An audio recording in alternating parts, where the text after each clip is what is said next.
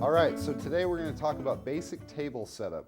Now, the basic table setup's important for one reason and one reason only, that when your guests show up, you want to show that you know what you're doing. And how they know that you know what you're doing is that your tables are set right.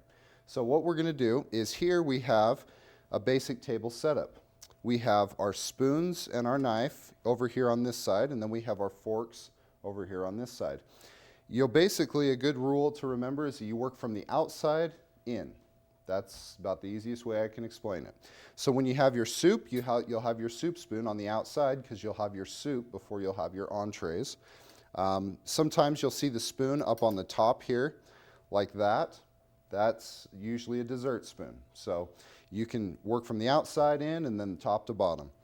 Move this back over here. So we'll have our knife always facing towards the plate like it was going to cut it, and it's always pointing right at the glass. So when you set your glasses, you'll always set those right above the knife, just like it was pointing to it. Now here you'll notice with the forks, we have a shorter fork on this side, which is actually the salad fork.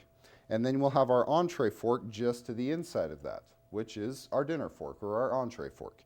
Most of the time how you'll see soup served is on top of a plate. If you weren't serving soup, you could just go ahead and get rid of that and then have your entree plate, or what they call the charger, down also, that you could set things on, and then it makes it easier to clear away all your dishes after you've set those on there. Also, we've got, if you have like a bread knife or a bread roll or something along those lines, usually that would actually be above the forks over here. In this case, we have a bowl.